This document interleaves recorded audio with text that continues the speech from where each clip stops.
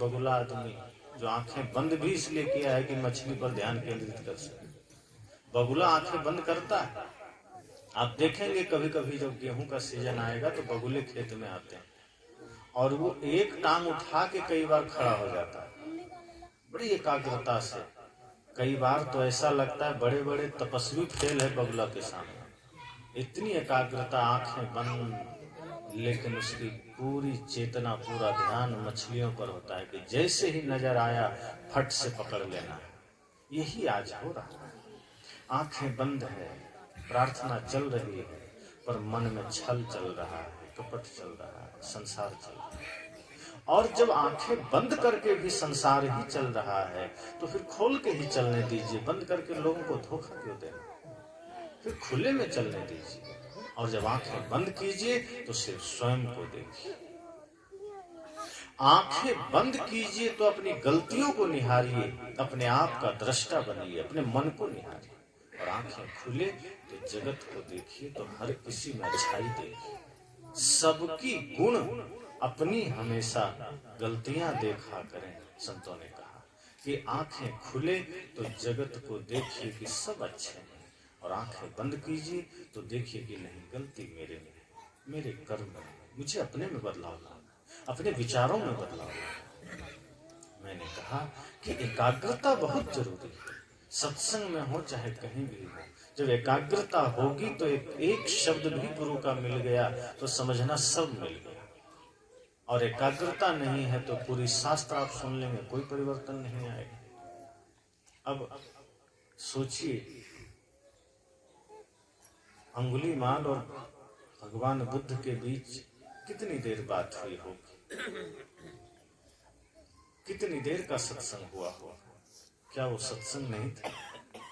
जिस अंगुलीमाल के सामने राजा डरते थे, जिस अंगुलीमाल के सामने बड़े बड़े लोग कांपते थे, सैनिक आत्मसमर्पण कर देते थे, वहां एक निहत्था था।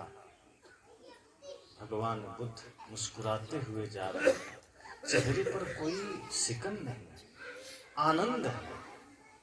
अंगुलीमाल भी सोच में पड़ गया कि ये कौन ग्रह का आदमी आ गया। भाई, धरती का आदमी तो हमारे सामने आते ही सिर झुका देता है, बेहोश हो जाता है।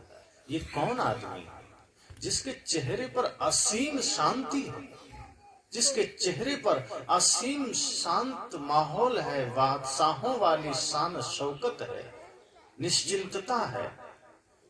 और उसने कहा कि ठहरो, और बुद्ध ने बड़े भाव से कहा, मैं तो ठहर गया, तुम कब ठहरोगे? अंगुलीमाल को लगा अब तक तो बात ठीक थी कि ये डरा नहीं, उल्टा कह रहा है तुम कब ठहरो। ये तो और अनर्थ की बात है। सोच में पड़ गया। उसने कहा उल्टी बात कर रहे, मैं तो यहाँ रुका हूं, तुम चले जा रहे। बुद्ध ने कहा ये बाहरी यात्रा की तो मैंने बात ही नहीं, मेरे कदम चल रहे हैं पर मेरा मन रुक गया है। तुम्हारा कदम रुका हुआ है पर तुम्हारा मन, तुम्हारा कर्म चल रहा है। और मैंने अगर कहा है तुम कब ठहरोगे तो इसका तात्पर्य यह है कि तुम जिस हिंसा के रास्ते पर दौड़े चले जा रहे हो उस पर कब रुकोगे, तुम जिस क्रोध के रास्ते पर दौड़े चले जा रहे हो वहां कब ठहरोगे, तुम जिस नफरत के रास्ते पर बेतहाशा भागे जा रहे हो वहां कब ठहरोगे। और इतने प्रेम और इतनी करुणा से उन्होंने दृष्टि डाली और अपनी बात कही कि अंगुलीमाल देखते देखते, जिस अंगुलीमाल के सामने बड़े बड़े लोग धाराशायी हो जाते थे, उस अंगुलीमाल जैसे आतताई क्रूर आदमी की आंखों में जब बुद्ध की करुणा की दृष्टि पड़ी तो उसकी आंखें भी शांत हो गई, उसका आतंक भी धीरे धीरे शांत हो गया, नतमस्तक हो गया, चरणों में पड़ा कि अब मुझे भी ठहरने का ज्ञान दीजिए, मुझे शांत होने का ज्ञान दीजिए। एक शब्द गुरु का, एक शब्द, एक घटना, एक भाव गुरु का, महापुरुषों का व्यक्ति के जीवन को बदल देता है। लेकिन कब? जब व्यक्ति कुछ क्षण के लिए भी एकाग्र हो जाए। हम हो नहीं पाते, हम कहीं जाते हैं तो तुलना में रह जाते हैं। पहले कई लोग ऐसा करते हैं, जैसे सत्संग में गए तो अब जो बैठे हैं सुन रहे हैं तो वो तुरंत याद करेंगे कि वहां गए थे तो वहां तो ऐसा किसी ने सुनाया था, यहाँ इन्होंने ऐसा सुनाया, ठीक है कोई बात नहीं, उन्होंने ऐसा कहा, इन्होंने ऐसा कहा, हम समीक्षा में पड़ जाते हैं। विचारों को सुन करके हम उस पर मंथन नहीं करते, सुने उसके बाद मंथन करें, और मंथन के बाद जो सार निकल कर आए वो आपका है, वो ज्ञान आपका है, और अगर वो आपके आचरण में उतर गया तो फिर समझना उद्धार हो गया। तो एक एक शब्द, एक एक घटना पर्याप्त है। अगर हम पूरी एकाग्रता से सत्संग सुने तो कोई जरूरी नहीं 4-4 घंटे सुनना पड़े। जो कई बार आप देखते होंगे साधारण सी समस्या शरीर में होती है, एक दवा से ठीक हो सकती, लेकिन कई बार डॉक्टर 2-3 दवा दे देते, पता नहीं किससे ठीक हो जाए, अगर इससे नहीं तो उससे, इस तरह से दे देते। एक ही शब्द से जीवन बदलता है। जीवन बदलने के लिए पूरा शास्त्र नहीं चाहिए, एक शब्द चाहिए, पर वो एक शब्द आपके लिए कौन सा है ये जानने के लिए कई बार 4-4 घंटे सुनना पड़ता है। पता नहीं उस 4 घंटे में आपका शब्द आएगा कि नहीं। अगर चूक गए तो नहीं आएगा, अगर एकाग्रता से सुन रहे हैं तो हो सकता है उस 4 घंटे के सत्संग में आपका एक शब्द आ जाए जो आपको बदल सके। हो सकता है कि 1 ही मिनट में आ जाए, और ऐसा भी हो सकता है अगर एकाग्रता भंग हुई तो जन्म जन्म तक वो शब्द ना आए। इसलिए कई बार आप देखते हैं लोग लंबे काल से धर्म से जुड़ जाते हैं, सत्संग से जुड़ जाते हैं, गुरु से जुड़ जाते हैं, लेकिन उनके जीवन में बहुत ज्यादा सुधार नहीं हो पाता। गुटखा चलता रहता है, नशा चलता रहता है, लड़ाई झगड़े चलते रहते हैं, गला में माला है और नफरतें चल रही है, तो बहुत ज्यादा सुधार नहीं होता है। हम गुरु से दीक्षा ले लेते हैं, जीवन में बदलाव नहीं आता। दीक्षा का मतलब है आपके जीवन में परिवर्तन आना चाहिए, और मैं ये नहीं कहता कि एक ही दिन में आप बुद्ध बन जाएंगे, पर आपका प्रयास भी दिखना चाहिए कि हाँ आप प्रयासरत हैं, आप कोशिश कर रहे हैं कि आज हमने धर्म को जाना है, आज हमने सत्य को जाना है, आज हमने परमार्थ को जाना है, तो उस पर चलना आरंभ कर दीजिए।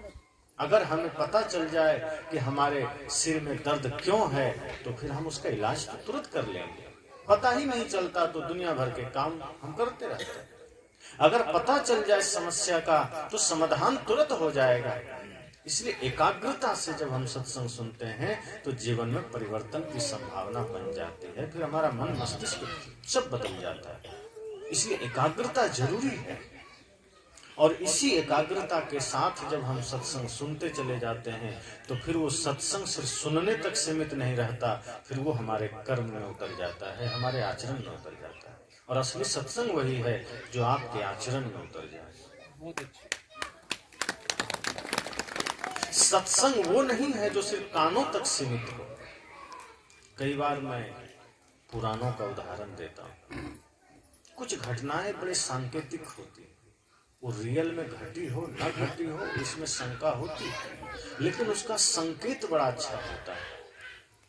एक घटना आती है पुराणों में समुद्र मंथन की, कि समुद्र मंथन हुआ तो उसमें तमाम तरह के रत्न निकले, अमृत निकला और जहर भी निकला।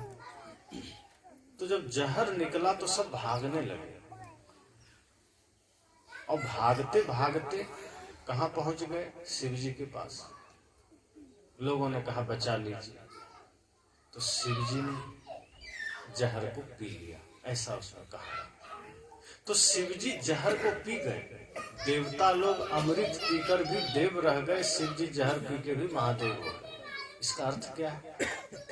इसका अर्थ यह है कि अगर हम सिर्फ अनुकूलता में खुश रहना जानते हैं, सुविधाओं में खुश रहना जानते हैं, तो जैसे ही प्रतिकूलता आएगी हम भागने लगेंगे, हम घबरा जाएंगे। असली इंसान वो है जो प्रतिकूलता में भी अपना साधन, अपना जीवन बिगड़ने न दे। सूखी नदी है, पानी नहीं है, आप उस पार हो गए, उसकी कोई बहादुरी है क्या? वीरता है। जो भरी हुई नदी को पार कर जाए उसकी बहादुरी होती है। सामने सब लोग आपकी प्रशंसा कर रहे हैं और आप मुस्कुरा रहे हैं, कोई बड़ी बात है, छोटी सी बात है। लेकिन सामने कोई गाली दे रहा और आप मुस्कुरा रहे हैं, ये बड़ी बात है। और यही सबसे नहीं होता। लोग कहते हैं किसी ने चमत्कार दिखा दिया। क्या चमत्कार दिखाया? कोई हाथ हिलाया रसगुल्ला ले आया, कोई हाथ हिलाया पैसा ले आया, कोई आग पर चल के दिखा दिया। तो ये जादूगरी है, ये मदारी का खेल है, कोई चमत्कार नहीं है। चमत्कार तब आपके जीवन में घटित होता है जब सामने वाला आपको गाली दे और आप मुस्कुरा दीजिए, ये सबसे बड़ा चमत्कार है। चमत्कार तब घटित होता है जब सब तरफ आपकी आलोचना हो रही है और आप प्रेम में जी रहे हैं, श्रद्धा में जी रहे हैं, भक्ति में जी रहे हैं। तो उसमें ये बात आई कि शिव जी ने जहर पी लिया और उस जहर को कंठ में रोक लिया, हृदय में नहीं उतरने दिया। एक संकेत है। वस्तुतः कोई लिक्विड वाला जहर उन्होंने पिया होगा, शरीर सबका नश्वर है तो दिक्कत सबको होगी। यहाँ संकेत है। जहर क्या है? ये जो समाज में आलोचना है, निंदा है, शिकायत है, क्रोध है, छल है, प्रपंच है, विवाद है, ये जहर ही तो है। एक संकेत है कि जब इस तरह का जहर सामने आ जाए तो आप भी पी लीजिए, प्रतिकार मत कीजिए, लेकिन उसको कंठ में रोक लीजिए, दिल में मत उतरने दीजिए। अगर आपने दिल में उतार लिया, जैसे कोई गाली दिया और आपने दिल में उतार लिया, फिर आप भी गाली दे देंगे, फिर गाली का जवाब गाली से देंगे। और अगर आपने उसको कंठ में रोक लिया, कंठ में ही ठहरा दिया, दिल में नहीं उतारा, तो कोई गाली दिया फिर भी आप बढ़िया गीत सुना देंगे। कोई आपके साथ गलत किया, आप उसके साथ गलत नहीं करेंगे। जो तो को कांटा बुवे ताही बुवे तो फूल, तो ही खून को फूल है वाको है त्रिशूल। साहब ने कहा कि अगर कोई आपके लिए कांटा बो दिया तो बो दिया, उसका कर्तव्य उसने किया, आप फूल बोइए, आप अपने कर्तव्य से विमुख मत होइए। तो अगर कोई गाली दिया, कोई आपकी निंदा किया, आलोचना किया, तो उसको कंठ में रोक लीजिए, दिल में मत उतरने दीजिए। पर आज हम उल्टा करते हैं। संत कहते हैं कि कोई क्रोध दिया तो उसको दिल में मत उतारिए, लेकिन ज्ञान के शब्द, प्रेम के शब्द, सत्य है, प्रेम है, अहिंसा है, सत्संग है, जीवन सुधार की बातें हैं, प्रेम की बातें हैं, उसको दिल में रख लीजिए, उसको दिल में उतारिए। पर आज आदमी उल्टा करता है, सत्संग को कंठ में रख लेता है और गाली को दिल में उतार लेता है। यहीं से सारा मामला बिगड़ गया। अब देखिए, कंठ में रखने का मतलब, सत्संग से जब हम घर जाते हैं तो जब कहीं किसी को हमें कुछ समझाना हो तो हम सत्संग सुना देते हैं, लेकिन जब स्वयं में जीना हो तो हम नहीं जी पाते। इसका अर्थ क्या हुआ कि कंठ में था, हमने कंठस्थ कर लिया, तो लोगों को हमने वैसा ही सुना दिया, याद कर लिया, पर स्वयं के जीवन में हमने उतारा नहीं, हमारा कर्म नहीं बदला और हम भूल भी जाते हैं। सत्संग को हम भुला देते हैं। सत्संग से घर गए, किसी ने पूछा आज क्या सुना 2 घंटा, तो सिर में खुजली शुरू हो जाती, देखो पता नहीं क्या सुना, याद नहीं है, एक आध शब्द कुछ याद करते हैं। भजन क्या सुना, ध्यान नहीं, संत ने क्या सुनाया, कहाँ याद है। सत्संग हम भूल गए। और अभी मैं पूछ दूं, 10 साल पहले किसी ने आपको गाली दिया था तो आप कहेंगे हाँ याद है, उस आदमी ने दिया था, मुख चौराहे पर दिया था। हम भूल सकते हैं क्या? किसी ने झगड़ा किया था, याद है। बचपन में आपका किसी से भयंकर झगड़ा हुआ, आप याद रखें। किसी ने गाली दी, आप याद रखें, पर सत्संग 1 घंटा पहले का भूल जाता है। साहब कहते हैं यही संकेत वहां से है, पुराण से, कि अगर कोई गाली दे दे भूल जाइए, आलोचना कर दे भूल जाइए, पर कोई आपके जीवन के सुधार की बातें करे तो उसको हृदयंगम कीजिए। सत्य है, प्रेम है, अहिंसा है, करुणा है, दया है, इसको हृदय में उतारिए। तो जब एकाग्रता रहेगी तो क्षण भर का भी सत्संग आपके जीवन को दिव्य बना सकता है।